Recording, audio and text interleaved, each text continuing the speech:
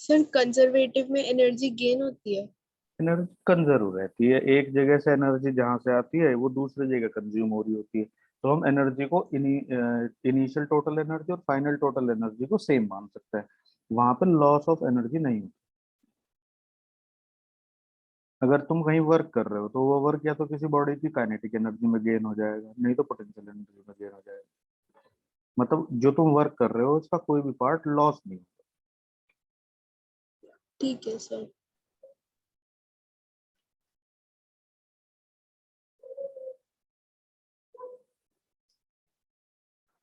चलो ध्यान से देखो, हम सीखेंगे आज एफबीडी से रिलेटेड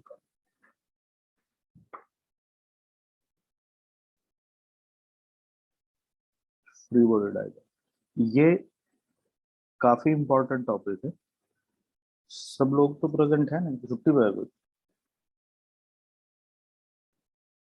ग्रूव नहीं आया सर अभी। इसे क्या होगा?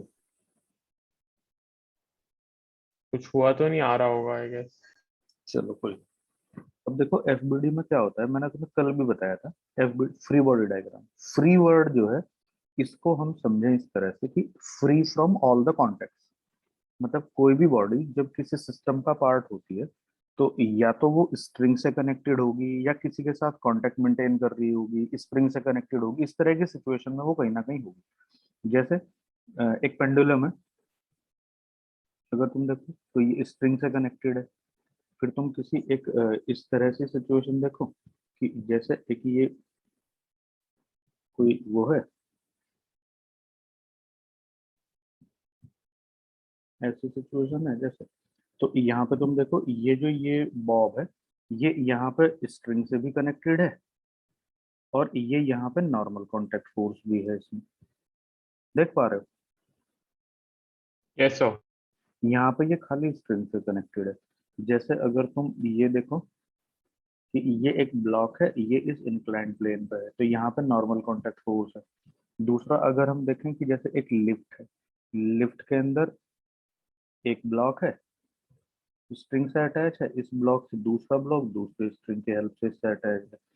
तो ऐसे सारे सिचुएशन को, मतलब जहां पे भी फोर्स का इन्वॉल्वमेंट होगा वहां तुम्हें without free body diagram question को करने में बहुत ज्यादा कंफ्यूजन होने वाला है और प्रोबेबिलिटी है कि तुम उस क्वेश्चन को गलती ही करोगे। पर अगर तुमने किसी भी सिस्टम का ठीक से फ्री बॉडी डायग्राम बनाया तो तुम्हारी सारी प्रॉब्लम में चुटकी में सॉल्व हो जाएंगी। कोई एफर्ट, मतलब तुम्हें दिमाग नहीं लगाना पड़ने का, बस चीजें देखो करो। समझ आ गई बात? Yes sir. अब देखो जब हम एफबीडी से रिलेटेड काम कर रहे होंगे तो हमें किस किस चीज पे ध्यान रखना है? टेंशन, ये ध्यान रखना है कि किसी भी बॉडी के ऊपर स्ट्रिंग की टेंशन हमेशा अवे फ्रॉम द बॉडी होती है। दूसरा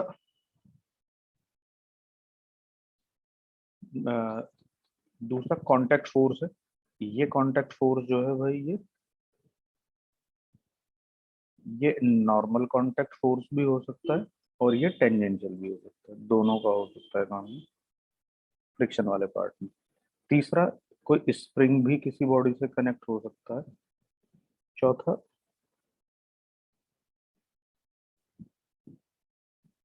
ग्रेविटेशनल फोर्स भी हमें देखना पड़ेगा। पांचवा, फिर हमें ग्रेविटेशनल फोर्स के साथ अपथर्स्ट भी कहीं पर एक्ट कर रहा होगा।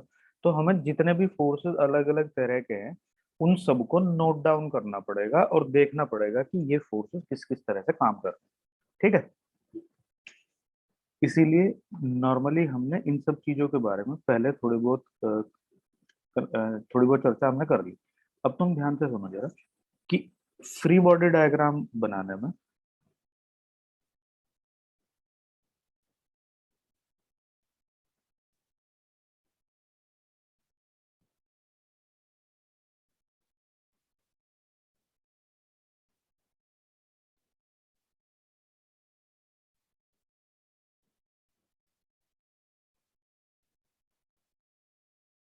तुम्हें हमेशा ही जो सबसे ज्यादा फोकस रहना है वो किस पे रहना है भाई? रेफरेंस फ्रेम के ऊपर।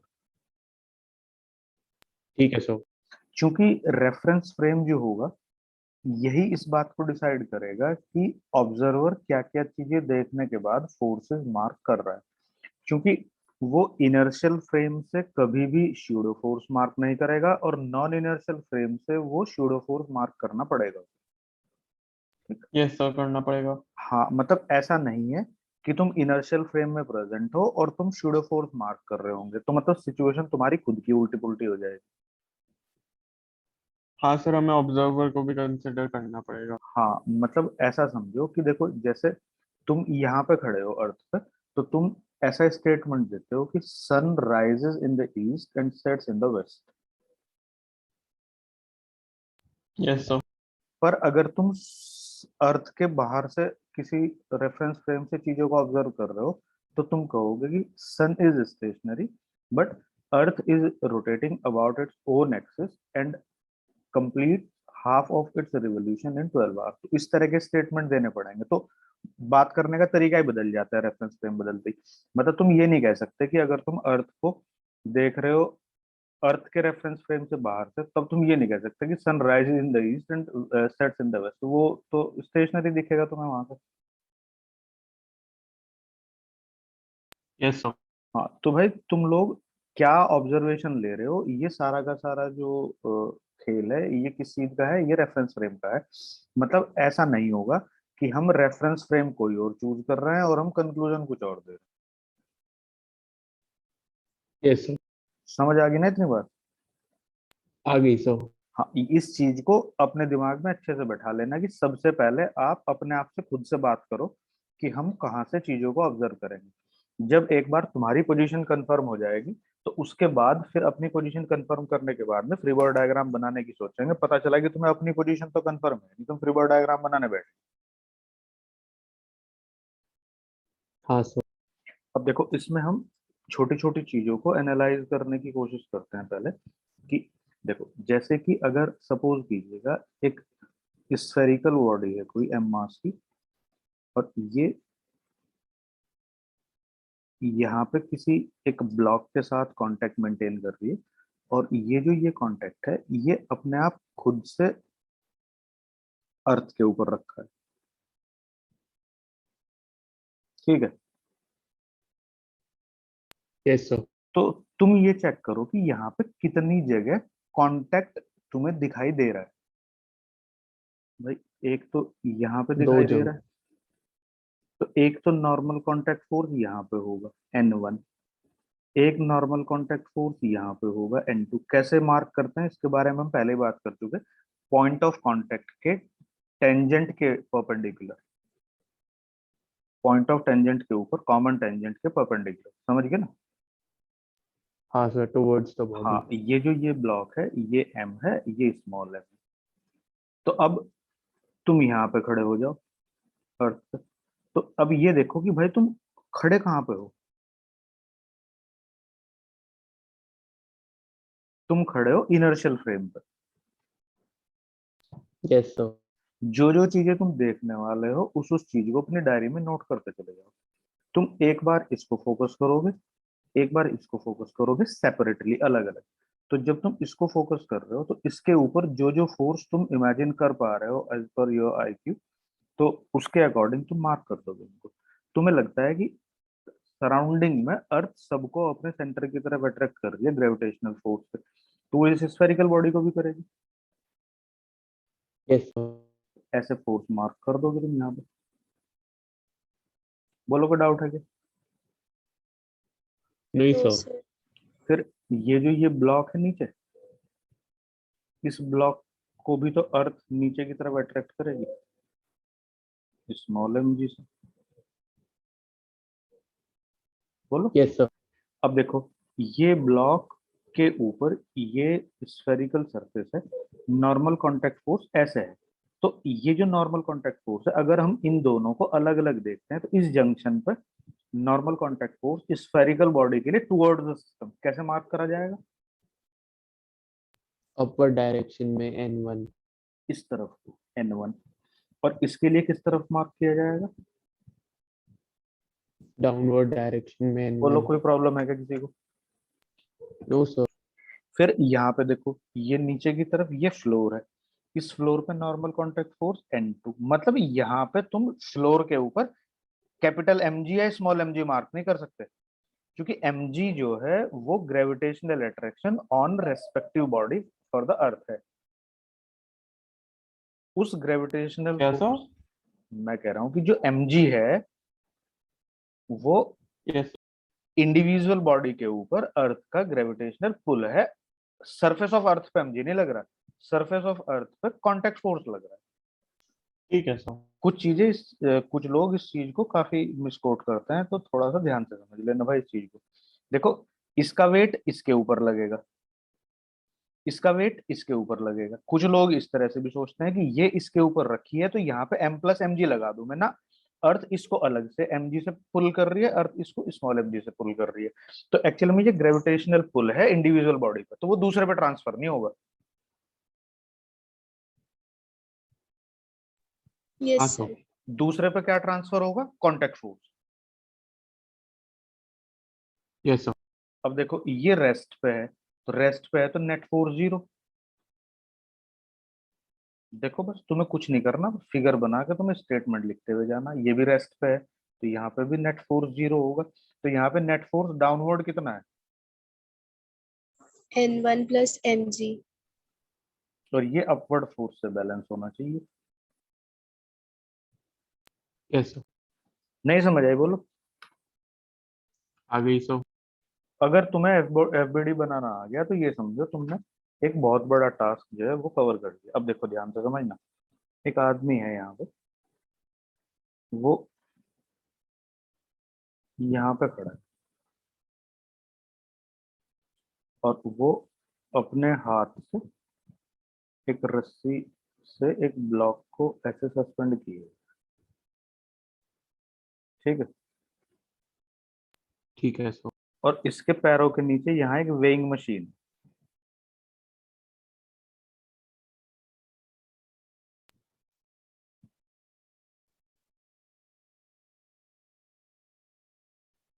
इसका खुद का जो मास है, इसका खुद का मास है m0। समझ पा रहे हो ये बात? Yes sir. दूसरी सिचुएशन थोड़ी सी इससे डिफर करती है पर है इसी तरह की कुछ। वो कैसी है?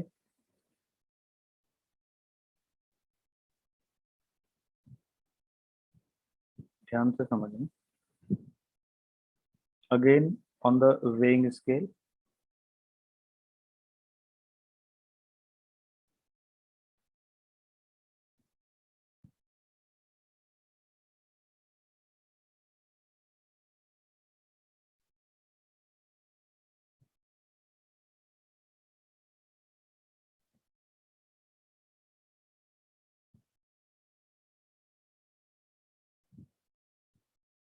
पूछ लेगा कि दोनों केस में वो, अगर ये रेस्ट पे है, अभी रेस्ट वाली सिचुएशन डील कर रहे हैं फिर एक्सेलरेशन वाली करने लगेंगे।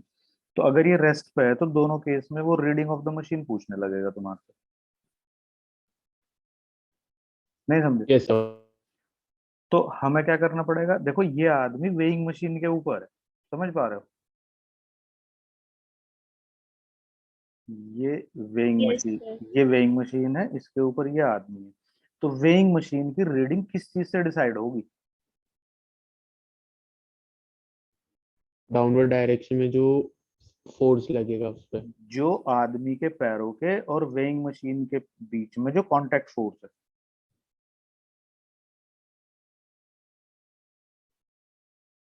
ठीक है सर। और मतलब ग्रेविटेशन वाली? ग्रेविटी भूल जाओ। तुम एक बात सोचो, देखो मेरी बात ध्यान से समझने की कोशिश करो जो मैं तुम्हें बता रहा हूँ। ये तुम्हारे सर पे किसी ने 5 किलोग्राम का एक ब्लॉक रख दिया। कितने किलोग्राम का? 5 फाइव kg। किलोग्राम तो तुम्हारे सर के ऊपर कितना फोर्स लग रहा है? बोलो।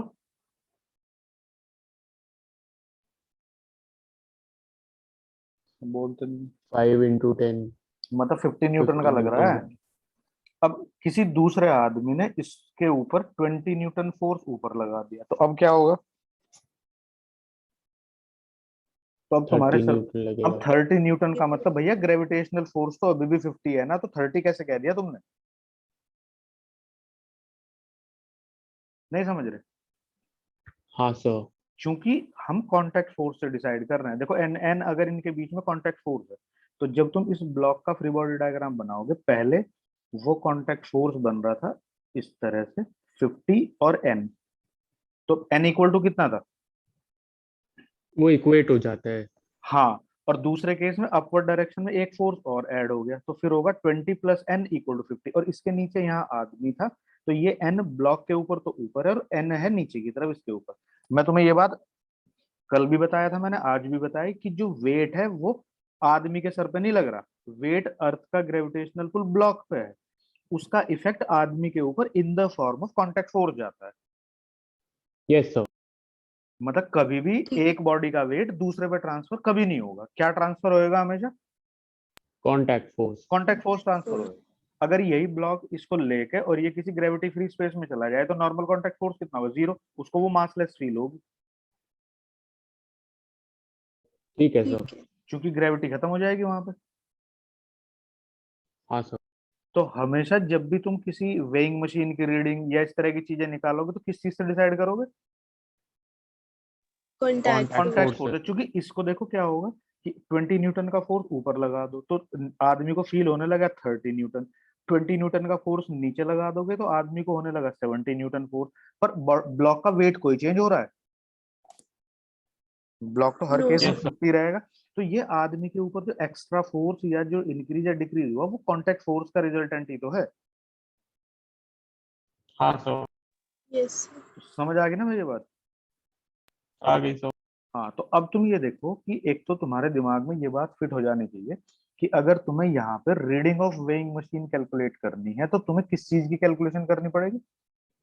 कॉन्टैक्ट फोर्स की। Contact force between man and weighing machine. Yes sir.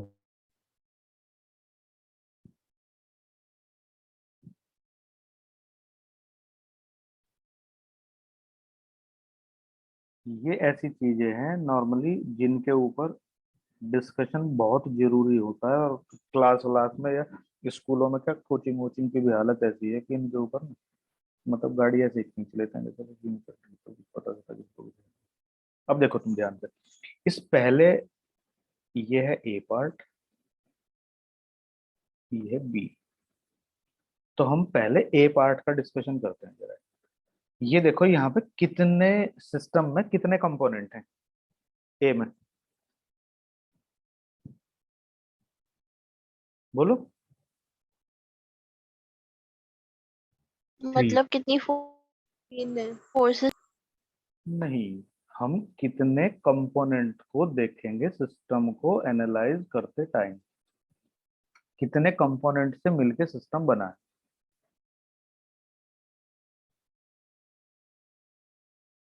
Sir 3। कौन कौन से?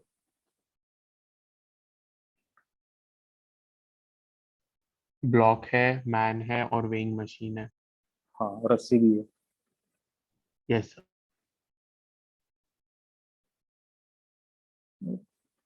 इसको मैं पेज नंबर 0 कर लेता हूँ। ये 0 पेज है, नंबरिंग भेजना था। अब देखो, अब हम इस ए फिगर को थोड़ा सा अपने दिमाग में रखना, चलो या फिर बात में देख लें। मैं क्या करता हूँ कि मैं आदमी का फ्री बॉडी डायग्राम बनाने की कोशिश करता हूँ। ये आदमी है और ये ब्लॉक है। अब तुम कहोगे कि आदमी को आपने ब्लॉक बना लिया, मतलब यहाँ पे किसी को भी किसी भी शेप में बनाया जा सकता हाँ, हमें बस उस पे फोर्सेस है, बस देखने हैं। फोर्सेस देखनी है। तो अब तुम ये देखो कि यहाँ पे इस ब्लॉक के ऊपर, मतलब तुम खड़े हो यहाँ पे साइड में, ये तुम ऑब्जर्वर हो, तुम इसे देख रहे हो, तो इस ब्लॉक के ऊपर तुम कौन कौन सी फोर्स देखोगे? एक ऊपर की तरफ टेंशन और नीचे की एक तो तरफ एक तो एनर्जी इस फोर्स। आदमी ने अपने हाथ में रस्सी होल्ड करके इस ब्लॉक को यहाँ रोक रखा है, ये तो सीधी सीधी सबको पता है कि स्ट्रिंग टेंस हो जाएगी। हमने मान लिया कि स्ट्रिंग में टेंशन टी है, और इस स्ट्रिंग को हमेशा टेंशन को स्ट्रिंग में हमेशा डबल डायरेक्टेड दिखाएंगे, वो एक्शन रिएक्शन पेयर की वजह से। तो एक तो इस पे ब्लॉक पे क्या लगेगी? टेंशन। टेंशन। और दूसरा फोर्स क्या लगेगा? ग्रेविटी। ग्रेविटेशनल। और देखो कोई और भी लग रहा है क्या? नहीं सर। और ये आदमी को रेस्ट पे भी दिखाई दे रहा है, तो वो स्टेट भी चेक करेगा इसकी, समझ गए? हाँ सर। Yes, sir. एक एक चीज को ध्यान से देखना है, अगर कोई प्रॉब्लम होती है तो बता देना। ये सोच लेना कि अगर तुमने टेंशन किस तरफ मार्क करते हैं हमेशा, अवे फ्रॉम द बॉडी। ये अवे फ्रॉम द बॉडी होगी और ये रेस्ट होगी। बोलो कोई प्रॉब्लम है क्या? No sir. तो इसके नीचे यहाँ पे वेइंग मशीन भी बना देता हूँ जिस पर आदमी खड़ा था।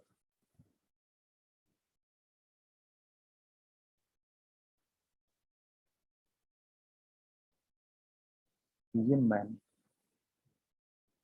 ये सस्पेंडेड ब्लॉक।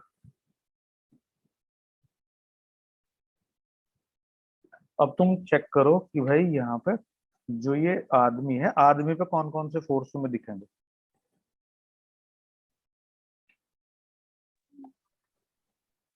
बोलो। Contact force, gravitational force. Contact force, चूंकि इसका टेंशन। वेइंग मशीन के साथ कांटेक्ट है। उसका ग्रेविटेशनल फोर्स, चूंकि अर्थ उसको अपने सेंटर की तरफ अट्रैक्ट करेगी। स्ट्रिंग, अब तुम एक बात सोचो कि तुमने अगर अपने हाथों से स्ट्रिंग इस तरह से पकड़ ली तो स्ट्रिंग तुम्हारे ऊपर फोर्स किधर को लगाएगी? हमसे अवे। किस तरफ लगाऊं? डाउनवर्ड। अगर किसी को कोई प्रॉब्लम हो तो मुझे बता देना भैया।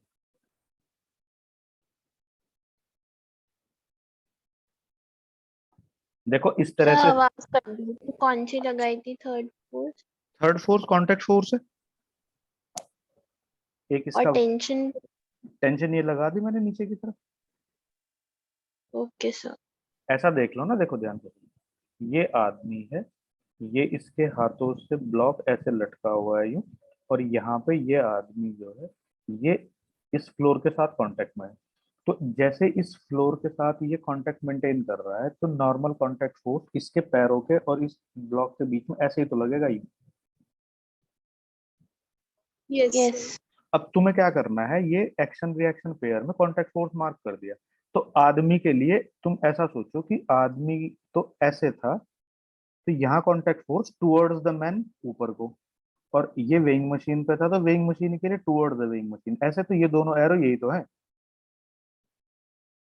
यस तो आदमी के ऊपर ये फोर्स किस तरफ डायरेक्टेड है? बोलो। उसकी खुद की तरफ, नहीं, ये ऊपर है, नीचे है, लेफ्ट है, राइट है, ऊपर की तरफ। और ये किधर है? ये अपवर्ड। वही तो है। तो सही हो गया ना ये। Yes sir. अब ये वेइंग मशीन है, वेइंग मशीन के ऊपर कांटेक्ट फोर्स किस तरफ है? Downwards. कितना? एन। अब तुम पहले तो ये चेक कर लो कि जितना मैंने तुम्हें अभी तक बताया इसमें किसी को कोई प्रॉब्लम है क्या? ये बता दो। अब ये जो ये नो आ, सर। आदमी के हाथों पे ये स्ट्रिंग लगी है यहाँ पे, तो स्ट्रिंग पे भी तो फोर्स होगा ना, इस तरह से होगा स्ट्रिंग पे फोर्स यूं। आदमी के ऊपर जो स्ट्रिंग हाथ में पकड़ रखी है उस पे फोर्स इस तरह से होगा कुछ यूं। एक सेकंड रुको, इस तरह से। अब इस एरो को तुम क्या करो, इस एरो को जरा अलग अलग करके देखो एक बार। तो ये जब मैं इसको यहाँ से अलग करूंगा, तो ये नीचे वाला एरो किसके लिए आ जाएगा? आदमी के हैंड्स के लिए, अवे फ्रॉम द मैन। और ये जो ऊपर वाला एरो है ये किसके लिए आ जाएगा? स्ट्रिंग के लिए। तो ये देखो दोनों एरो कंप्लीट तो हो गए यहाँ पे। Yes sir. इससे ज्यादा अच्छी तरीके से भाई मैं समझा नहीं सकता। समझ आ गया हो तो बता दो एक बार। आ गया सर। ये भी रेस्ट पे है। अब ये ब्लॉक रेस्ट पे होगा तो इसके ऊपर नेट फोर्स क्या होगा? बोलो। N equals to mg plus t. अब नेट फोर्स जीरो होगा इस ब्लॉक के ऊपर, ये जो ये होगा। क्योंकि रेस्ट पे है ये। तो क्या होगा इसको भैया, T equal to M G है।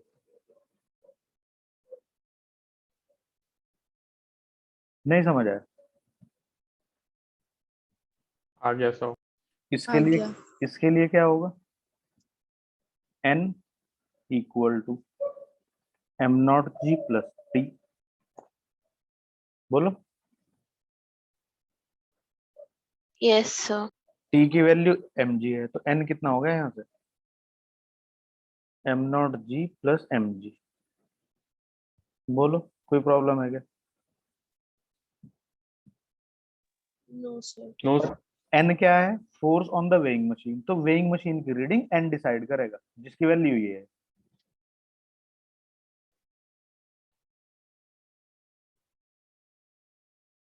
Hello, yes sir. कुछ बात समझ नहीं आ रही है? आ गई सर।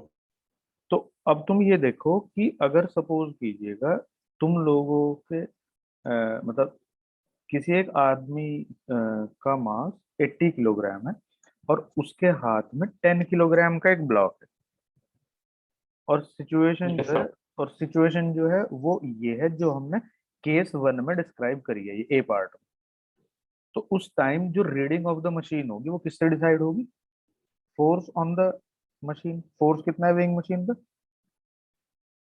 9. 90 जी, मतलब 900 न्यूटन। हाँ सर। तो 900 न्यूटन का जो फोर्स है वो कितने मास से क्रिएट होता है? 90 किलोग्राम से। हाँ सर। तो ये वेइंग मशीन उस टाइम पे 90 किलोग्राम की रीडिंग देगी, या हम कहेंगे कि वेइंग मशीन के ऊपर फोर्स 900 न्यूटन होगा।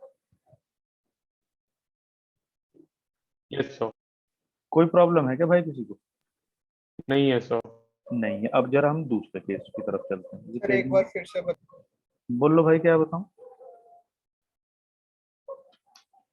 सर यही n equals m naught g plus M G. मैंने तो वैल्यू रखी ना भाई इसमें ऊपर की तरफ, ये दोनों वैल्यूज मैंने यहाँ रख दी, उससे डिसाइड हो गया ये।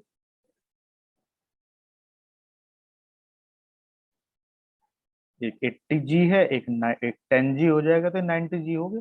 ये आ गया force on the weighing machine, तो वही उसकी रीडिंग हो जाएगी जितना उस पर फोर्स है। तो अगर तुम्हारा मास दिखा रही होगी तो 90 किलोग्राम का दिखाएगी, जिस टाइम तुमने इस सिचुएशन में ब्लॉक अपने हाथ में पकड़ रखा है। नहीं समझ आया? ओके। अब नेक्स्ट जो बी पार्ट है भाई, अब उसको जरा डील करते हैं एक बार। अब बी पार्ट जो है वो कुछ इस तरह का है। ये आदमी जो है खड़ा तो यहीं पे ही है वेइंग मशीन के ऊपर, ऐसे, और हाथ से उसने एक ब्लॉक इस तरह से पकड़ रखा है, एक पुली है उसके ऊपर से वो स्ट्रिंग पास करके फिर उसने वो ब्लॉक नीचे सस्पेंड कर रखा है, एम। और ये एम नॉट, ऐसा ही तो है। टाइम खत्म होने का बता। Yes sir. अब तुम देखो, यहाँ पे भी वो रीडिंग ऑफ द मशीन पूछेगा, तो हमें क्या करना भाई?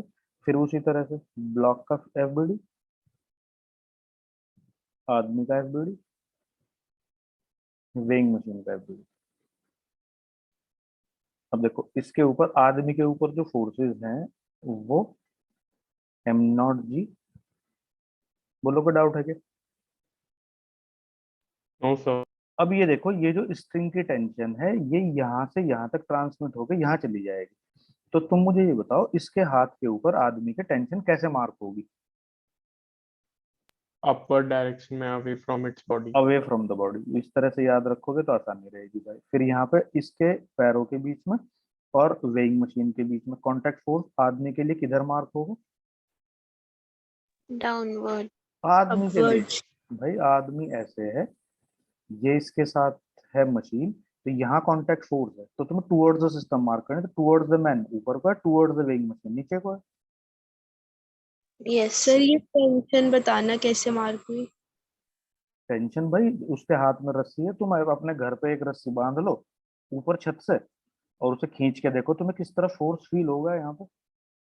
इन सब चीजों को घर पे जाकर रियलाइज करो ना, तो तुम्हें फीलिंग आएगी। ऐसे अगर तुम एक रस्सी को खींच रहे हो अपने हाथ से, तो तुम्हें किस तरह लगेगा कि ये तुम्हारे हाथ को किधर खींच रही है? Opposite direction. Opposite word, opposite ना वर्ड यूज करो भाई, इसमें कोई Towards डर। direction. ऊपर की तरफ या नीचे की तरफ? ऊपर की तरफ। तो ये लगा दिया भाई मैंने यहाँ पे। और वैसे भी तुम्हें ठीक है ज्यादा ठीक। क्या याद रखनी यहाँ पे, इस जगह तुम्हारे हाथ के ऊपर स्ट्रिंग की tension away from your hand, तो अवे फ्रॉम योर हैंड ऊपर होगा या नीचे होगा? ऊपर होगा। लगा तो दी भाई मैंने। मतलब इससे सिंप्लीफाइड मेरे पास कोई टूल है नहीं बताने को, नहीं तो फिर मैं कोशिश करता बताने की। ये normal contact force towards the man है यहाँ पे, ये normal contact force towards the machine block. यहाँ पे। बोलो कोई प्रॉब्लम है क्या किसी को? No sir. ये आदमी है, ये वेइंग मशीन है, यहाँ पे कांटेक्ट फोर्स है। तो अगर मैं इनको दोनों को यहाँ से सेपरेट कर दूं ऐसे, तो ये टुवर्ड्स द वेइंग मशीन और ये टुवर्ड्स द मैन, मैंने ये यहाँ पे बना दिया और ये यहाँ पे बना दिया इस तरह।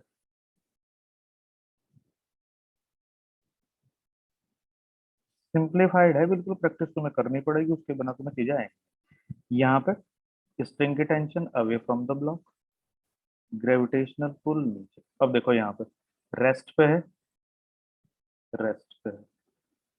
यहाँ क्या लिखेंगे, T equal to M G. यहाँ पे क्या लिखेंगे, T plus N equal to M not G. किसी को कोई प्रॉब्लम हो तो मुझे पूछ लो जरा इसमें भी। नहीं है सर। ये रेस्ट पे इसमें नेट फोर्स जीरो कर दिया, नेट फोर्स होगा total upward force equal to total downward force, ऊपर की तरफ टी और एन जोड़ दिया, एम नॉट एन की वैल्यू, टी की वैल्यू मैंने यहाँ से रख दी कैपिटल एम जी। तो यहाँ से दोनों को यूज करके साफ दिखाई दे रहा है मुझे कि एन कितना है, M naught M minus naught G minus T. M G G. Minus देखो एम। अब अगर हम इस फैशन में 80 किलोग्राम का मास आदमी का और 10 किलोग्राम का ब्लॉक होल्ड करते हैं, तो वेइंग मशीन की रीडिंग कितनी आ जाएगी, 80 माइनस 70 किलोग्राम की दिखेगी। Yes sir. इफेक्ट पता चल रहा है? और इसको तुम वैसे कॉम्प्लेक्स वे में एनालाइज करके देखो, तुम्हारी क्लास के बच्चे, तुम्हें खुद ही दिखेगा इस सवाल को करने में कितना कंफ्यूज रहेंगे। ये कुछ है ही नहीं, तो छोटा सा सवाल, हाँ सर। नहीं समझ आ रहा? आ गया सर। मतलब पहले से तो आसान है, अब पहले जैसे ही चल रही है गाड़ी। आसान है सर। हाँ, अब इसमें अगर हम आगे देखें फिर, और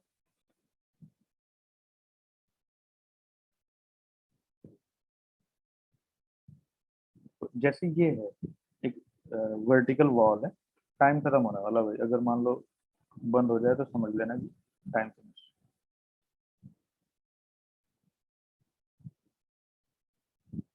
एक बड़ा कोई ब्लॉक है, स्फेरिकल पेंडुलम टाइप, और वो एक स्ट्रिंग से कनेक्टेड है दीवार से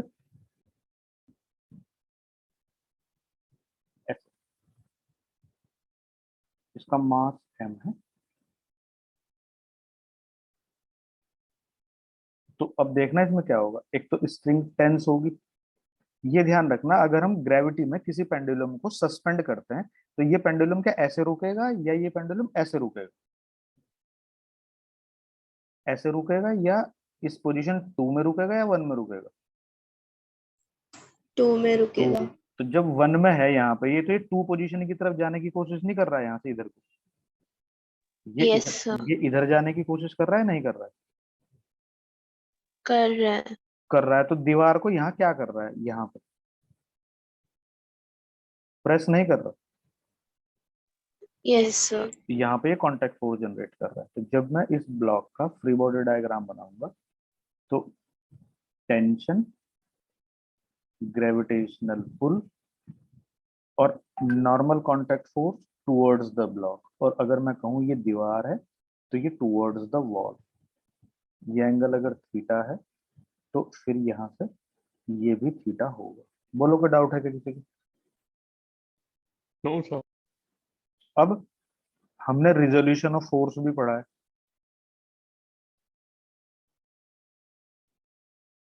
तो अगर रिजोल्यूशन ऑफ फोर्स पे हम जाएं, तो ये ब्लॉक रेस्ट पे है। तो रेस्ट पे है तो इसका मतलब total vertical force zero, total horizontal force zero. तो तुम देखो इसके ऊपर वर्टिकल डायरेक्शन में जो फोर्स है वो है टी कॉस थीटा और एम जी, और हॉरिजॉन्टल डायरेक्शन में जो फोर्स है एन और इधर की तरफ है इसमें t का ये वाला कंपोनेंट t sin थीटा। तो ना ये हॉरिजॉन्टल डायरेक्शन में शिफ्ट हो रहा, तो इसका मतलब t equal to t sin theta equal to n है, और वर्टिकल डायरेक्शन में t cos theta equal to mg, t cos theta equal to mg और t sin theta equal to n। बोलो कोई प्रॉब्लम है क्या? No sir. तो यहाँ से हम सर। स्प्रिंग में टेंशन भी कैलकुलेट कर लेंगे, दीवार पे ये कितना फोर्स एक्ट कर रहा है वो भी कैलकुलेट कर लेंगे। कुछ चीजें समझ आई थोड़ी बहुत एफबीडी से रिलेटेड, नहीं आई? Yes sir. अब कल तुम देखना जरा पेज नंबर 16 के ऊपर कुछ चीजें लिफ्ट में कनेक्टेड हैं, कुछ उसके बाद इंडिविजुअल रखी हैं, तो उनको थोड़ा सा करने की कोशिश करना घर पर। फिर कल हम थोड़ा और केस एनालाइज करेंगे और पुली उली के केस भी पढ़ना शुरू करेंगे, ठीक है? ठीक है सर। कल से हम थोड़ा इनर्शियल और नॉन इनर्शियल फ्रेम में किस तरह से काम करती हैं चीजें वो देखेंगे। Okay sir. छुट्टी मत मार लेना भाई, तुम्हारा नुकसान है, देखो मैं पहले से बता देता हूँ। Yes sir. ठीक है। सर आप टाइम चेंज करने के लिए कह रहे थे। टाइम भाई तुमने बता देना मुझे कितने बजे करूँ, तुम मुझे ये बता देना बस कि तुम्हारे पास 5 बजे से और रात के 11 बजे तक कौन सा टाइम फ्री है। सुबह के 5 बजे से सुबह के 7 बजे तक, 7:30 बजे तक टाइम बता देना। बस सैटरडे के दिन रुको 11 एक बजे। एक मिनट एक मिनट 5 AM to 7:30 AM, शाम को 5:15 PM to 11 PM। Saturday Sunday में तुम्हारे लिए रिलैक्सेशन है, ये बीच के टाइम में से भी तुम कोई टाइम सेलेक्ट कर सकते हो। और अगर मुझे कोई अर्जेंट वर्क है तो उस दिन की तो कुछ बात है। फिलहाल तुम इस टाइम में से मुझे बता देना, सुबह 5 बजे से 7:30 बजे तक, शाम को 5:15 से, रात को 11, 12, 1, 2 कितने भी बजे तुम्हें पढ़ना हो बता दो,